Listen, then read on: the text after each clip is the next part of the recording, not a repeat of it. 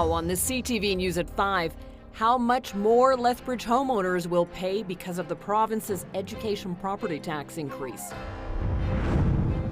Plus, what the owners of a Lethbridge bakery are saying about the business's sudden closure.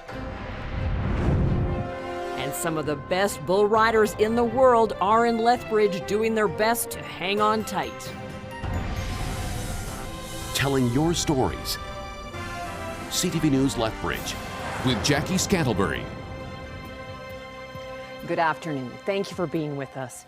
As released in the budget, the Alberta government is increasing the provincial education tax across the province. In Lethbridge, that will mean a tax hike of nearly 13% this year. The City of Lethbridge says residents will see a 12.9% increase on their property taxes going towards public education. Lethbridge City Council will receive an update from the city's chief financial officer during next week's meeting. The province is increasing the mill rate by 4.4%. In comparison, the province is raising property taxes in Calgary 20%, while Edmonton will see an 11% increase. As Alberta stares down a $9.4 billion deficit, the province says the increase is needed to cover the growing cost of education. Now, the province says education property tax pays for approximately 1/3 of the cost of Alberta's education system. For every dollar collected through education property taxes, the province contributes roughly $2 additional to support classrooms, teachers, and school infrastructure across Alberta. If you're doing any traveling this weekend, you might want to fill up with gas soon. While most gas stations in Lethbridge were sitting around $1.30 to $1.35, most Shell stations saw a jump to $1.52 per litre. The increase is a result of the conflict between Israel, Iran, and the United States affecting the global oil market. This is compounded by the seasonal switch to more expensive summer blend fuel and increased demand. Experts say it's too early to say how high prices might reach. The owners of a Lethbridge bakery are clarifying the reason for suddenly closing their doors earlier this week. Most of the year, the Inn & Kitchen restaurant in Lethbridge was supporting the Lakeview Bakery. That is that financial truth. On Tuesday, the owners closed the bakery, citing financial troubles. The 23 staff were given layoff notices, but some say they have not received their last paycheck. The owners admit that, but say they are in the process of reimbursing all employees.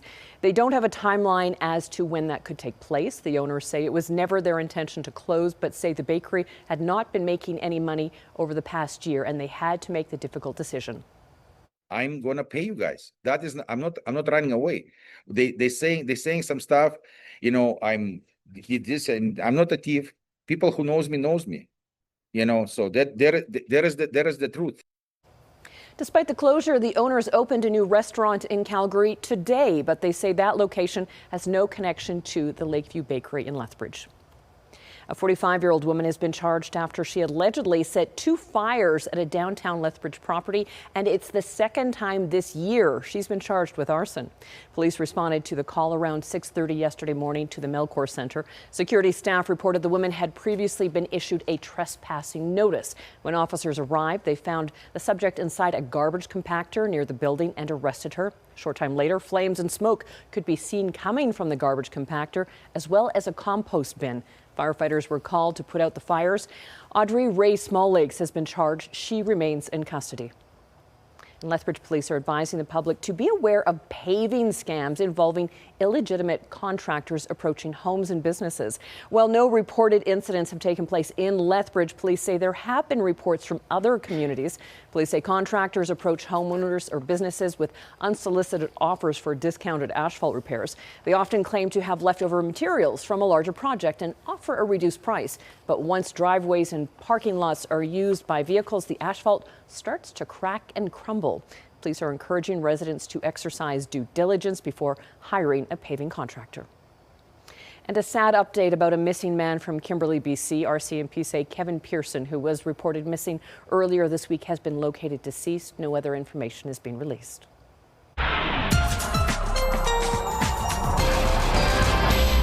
Well, turning to our Danielle Savoni now in the forecast. And Danielle, a warm weekend ahead. and then Monday hits. Yeah, and for some communities, even by Sunday, it's going to get a little wintry.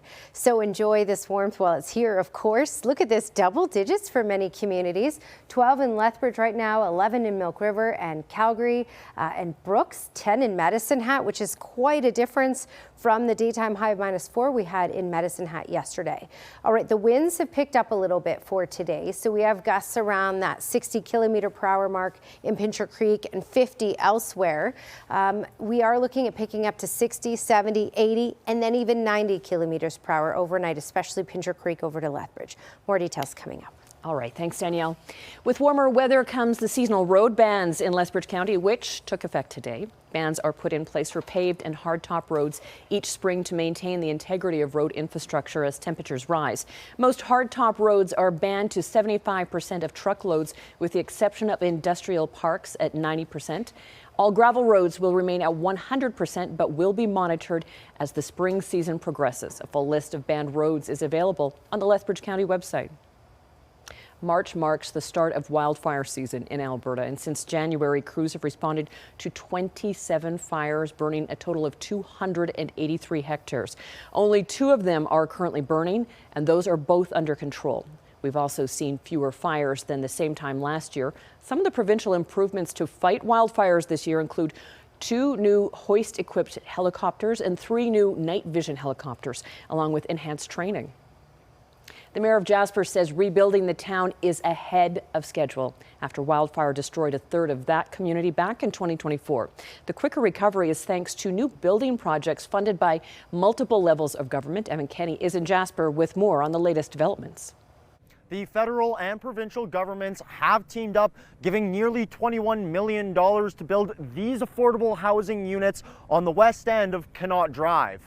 Ottawa is giving $14.3 million for phase 1 of the project. That's going towards the construction of 40 units. The province is giving $6.5 million through Alberta's Affordable Housing Partnership Program. The government of Alberta is giving an additional $5.5 million to phase 2 of this project, which will build 40 more units. Jasper's mayor says the town was already short about 600 housing units before the fire and lost roughly 820 units in the fire. He says building projects are ahead of schedule. We have exceeded where we thought we would be for 2025. So we thought potentially a third of the buildings that were lost might get started, and we are over 100 now. We consider that to be exceptional progress. This land was sold to the town of Jasper by Parks Canada for $1. Phase 1 of this project is expected to be complete at the end of this year. Evan Kenny, CTV News, Jasper. Alberta and Ontario have signed an agreement to expand the electrical grid between them. Alberta Affordability and Utilities Minister Nathan Neudorf signed the deal in Toronto with Stephen Lecce, his Ontario counterpart. Every province except Quebec and Newfoundland and Labrador is involved in the agreement. Neudorf says the deal lays the foundation for thousands of jobs, billions of dollars in investment, and a modernized electrical grid. Alberta already has agreements tying into the grid in BC, Saskatchewan, and Montana. In 2024, Alberta became a net exporter of electricity. Lethbridge Polytechnic hosted its annual Launch Point Pitch Competition today. The event is a business pitch contest for students and alumni of the Polytechnic and University of Lethbridge, along with members of the community. There was 2 streams, one for the community and one for students. During the competition today, the competitors had 8 minutes to present their ideas and solutions to a panel of local experts. The winner of each stream will take home $2,000 to help start their own business. I've always had this business goal in mind, but then I didn't really know how to go about it. So what was wonderful is Agent here at Lethbridge Polytechnic. They've had the most amazing resources, the most amazing people to work with, particularly Josh. He's been such a great mentor for me, and I can't thank him enough. And I feel like it just gives me that extra confidence in order to get my business idea out there. It's all about helping early stage entrepreneurs kind of come up with their solution. It's a good opportunity for them to make that first kind of impression on the community about what they're working on, what they're focusing on for their business ideas. This was the 4th year the Polytechnic has held the event. The Galt Museum has unveiled its latest temporary exhibit. It's all about the history and importance of the Oldman River. The exhibit traces the importance of the Oldman from pre-European settlement all the way to modern day. Highlights include a section on the controversial construction of the Oldman Dam. It also tells the story of the Oldman River's little-known paddle boats. Curators hope the exhibit will encourage residents to look at the river in a new way. Without this river, our lives here in Lethbridge would basically not exist. So this exhibition really is a celebration of the importance of this river, but also a look at the history of it and the many twists and turns in the river itself, but also throughout its history. The exhibit is on display until August the 9th. A Lethbridge woman thought she was going on a regular dog walk, but ended up $1 million richer. After walking her dog, Sandra Mogden checked her December 31st Lotto Max ticket at a local gas station. She was stunned to learn she had won $1 million. Mogden says retirement looks a lot more comfortable now for her and her husband. The couple plan to fix their driveway and invest the winnings to be able to help their grandchildren in the future. Mogden bought the winning lotto ticket at Lakeview Gas King. Well, Danielle has your full weekend forecast coming up on the other side of this break. Plus, we look at the pushback over changes to the rules over nicotine pouches.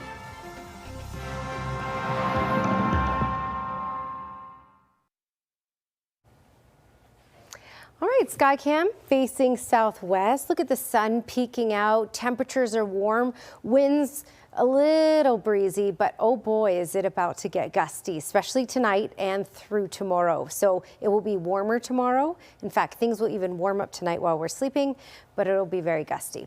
All right, checking out temperatures, 10 degrees, the high in, or the temperature right now in Calgary and Brooks. And just above that, Lethbridge, Milk River, Medicine Hat, Pincher Creek is sitting at 7 at the moment. Okay, when we look at gusts so far today, these are the max gusts.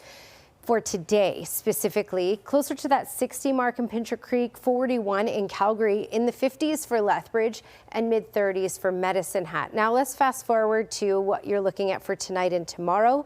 And of course, that corridor will be the gustiest from Crow's Nest past Pincher Creek to Lethbridge, where we're looking at 90 km/h gusts, certainly possible. Likely 80, up to 70, 80 tonight, and then up to 90 for tomorrow.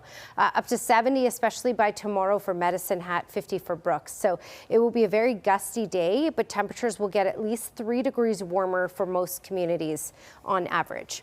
Radar and satellite, look at all of this going on up to the north. So nothing happening in the south end. We're going to see a little bit of activity. Potentially a few showers on Saturday, certainly some stuff on Sunday. So I'll give you the timeline here and what you can expect. Clouds for the far south really in the morning hours tomorrow. We are looking at mainly cloudy skies, and we will likely see some isolated showers just to the south of Lethbridge. This is quick. This is very, very isolated to right south of Lethbridge, and then it's gone. And then things clear out. So a mix of sun and cloud throughout the day. Actually a really nice day if you can handle the wind on Saturday. Let's fast forward though to Sunday, and that's a very different story because this system is going to push down.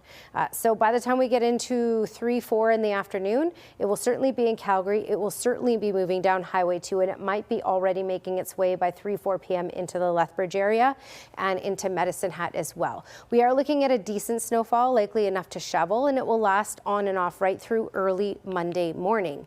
So here's an idea of what you can expect. Again, some models are suggesting higher snow amounts than this, but 3 to 5 centimeters for Lethbridge, closer to 11 for High River, 13 for Okotoks, and then 7 centimeters for Medicine Hat. Again, that's Sunday through early Monday morning. East Kootenay tonight, 3 degrees. Tomorrow, gusts 40 km/h.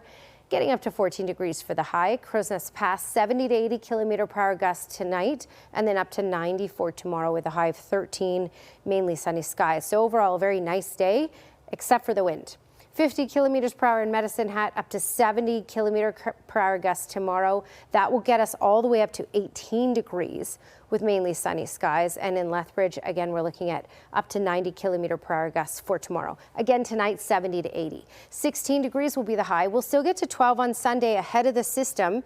And then when that system pushes in the early afternoon hours, it will likely kick off with some rain, up to 5 millimeters possible, and then snow 5 centimeters, and then another centimeter possible early Monday morning.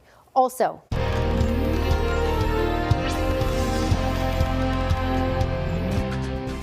The province is pushing Ottawa to make nicotine pouches easier to buy. For the last year and a half, the popular pouches have only been available over the counter at pharmacies, while the Alberta government wants to put them back in convenience stores. Anti-smoking advocates say online access for teens is the bigger problem. Jeremy Thompson reports. Mint, this is peppermint, and this is spearmint. Among the cold meds and vitamins, pharmacies like this one also have nicotine pouches for sale over the counter. People use it when they want to quit smoking or reduce smoking. Pharmacist Payal Patel added Zonic to her quit smoking section in 2024 after the federal health minister made it illegal to sell the pouches at convenience stores or anywhere other than a pharmacy. The move was meant to keep the addictive nicotine products away from kids, and Patel can see why. Teenagers coming in asking for Zonic, and they were like, oh, we were able to get it from the convenience store. Why I can't get it here? And they're not even smoking, but they're using Zonic just to get the buzz. Now the province is pushing back. In a letter to the Prime Minister, Service Alberta Minister Dale Nally says cigarettes shouldn't be easier to buy than a product that helps you quit. Albertans are saying that, look, they want access to these products and shouldn't have to go see their pharmacist for it. Nally argues the restriction pushes people to illegal and unregulated online markets. A quick Google search reveals multiple sites willing to deliver American nicotine pouches to Canadian addresses. While Health Canada permits 4 milligrams of nicotine per pouch, many products online offer 15 milligrams. Well, the age verification is on the honor system, and the product that they're buying, there's no oversight on this. So it may say 15 milligrams, but how do you know it's not 30? The minister says there are major fines for selling tobacco products to minors, which would apply to nicotine pouches too. One anti-smoking advocate believes loosening regulations would lead to unacceptable consequences. The bigger problem is these products, these pouches are from the tobacco companies themselves. The tobacco companies want to sell these products. The tobacco companies don't care if kids get caught in the crossfire, and we've seen that over the years. Minister Nally says government bureaucrats have been discussing the change with their federal counterparts, but the letter is the first political pressure Alberta is applying. Jeremy Thompson, CTV News, Edmonton. Still ahead on the CTV News at 5, some of the best bull riders in the world have rolled into Lethbridge for the PBR Canada Cup. Sports is next.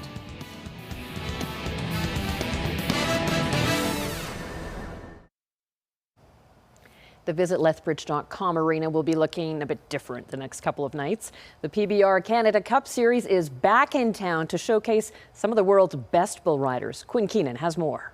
It's been a quick turnaround to get the visitlethbridge.com arena ready for the bulls. The dirt only went into the arena on Thursday. Now, a day later, they're ready to go for the PBR South Country Co-op Showdown. Well, we feel excited. You know, it's just another day at the office for this team here at PBR Canada, and you know, we've been doing this event and this venue here now for over 2 decades, so it's this is just like playing in our backyard. It's the second stop of the season for the PBR Canada Cup Tour. It's a chance for Cowboys to get some much-needed points early in the season. Yeah, you know, Canada's been pretty good to me, and these cool events like this and these venues like this, you can't hardly beat it, so just happy to be here. PBR Canada has been holding events in Lethbridge for 23 years. That makes it one of the Canadian Tour's longest-standing stops. It's a favorite stop not only for competitors, but for the production crew as well. Now we go right across the country from Ottawa to Kelowna, but there's always a special spot or place for Lethbridge, as it's been one of the original events that we started and built to sellouts. You know, you don't take that for granted. Lethbridge has also garnered a reputation for being one of the loudest stops on the Canada Cup Tour. It helps give bull riders that extra little jolt they need to go for the 8-second ride. The competition's top tier, bulls are top tier. The crowd, they'll always get you going, and you can expect that here today in Lethbridge. The South Country Showdown is tonight and Saturday at 7. Quinn Keenan, CTV News, Lethbridge. Tickets for both nights are still available, but they are selling fast. Now, with the Bulls taking over the VLC, the Hurricanes are on the road this weekend. They'll head out east for a swing through Saskatchewan. They start off tonight with a trip to Regina to take on the Pats. The season series is split at 1 game apiece. Game time for this one is 7. Tomorrow, the Canes travel to take on the Moose Jaw Warriors. Both teams are currently outside the playoff picture. The puck drops at 6.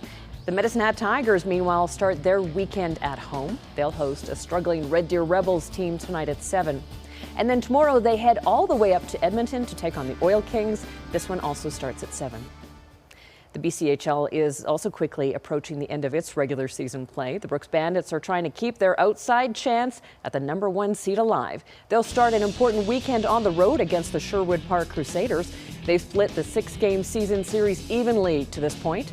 This game starts at 7. Tomorrow the Bandits are back at home for a big-time tilt against the Black Falls Bulldogs. Brooks is 4 points back of Black Falls for second in the conference. That game also starts at 7. The Cranbrook Bucks will have a prime opportunity to pick up some badly needed points this weekend. They'll play a pair of games at home against the last in the interior Vernon Vipers. They'll start off tonight at 7 with another game tomorrow also at 7. Currently the Bucks are just 1 point out of the last playoff spot in the interior conference. Lethbridge Polytechnic Kodiak's basketball team start their postseason campaigns last night, and they need a win to keep their conference title hopes alive. The women's team won't have a chance to win any hardware. They fell 75-57 to the King's University Eagles. The men's team were able to keep their hopes alive, beating the Nate Ooks 75-61. Action continues today with the women playing Briarcrest for a spot in the 5th place game, and that one is already underway. The men have a semifinal match up tonight against a strong Lakeland Rustlers squad, and that game starts at 8.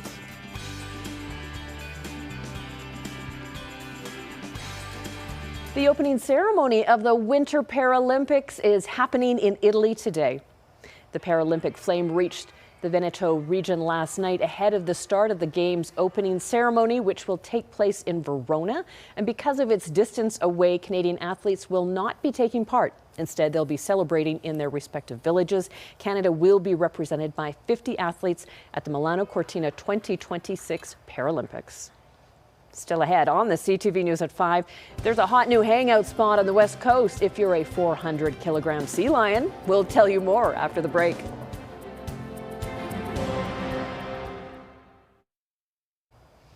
There's a noisy new hangout spot on Vancouver Island thanks to some unusual guests. From a ways away, you could hear them. People have been showing up to catch a glimpse of the massive California sea lions, some weighing up to 400 kilograms. While they can be loud and a little lazy, they're here for a reason. The annual Pacific herring spawn has begun, and sea lions are opportunistic feeders, arriving to feast after a long winter. Now, also on Vancouver Island, endangered marmots are getting a helping hand. Special feeders filled with biscuits have been placed outside the little critters' dens so that when they wake up from hibernation, they'll have a food source during hibernation. Marmots lose approximately 30 to 50% of their body mass. According to the Vancouver Island Marmot Recovery Foundation, the local population has come back from a mere 30 animals in the wild to more than 400. Well, thank you for sharing this time with us. Now here's the early edition of the CTV National News.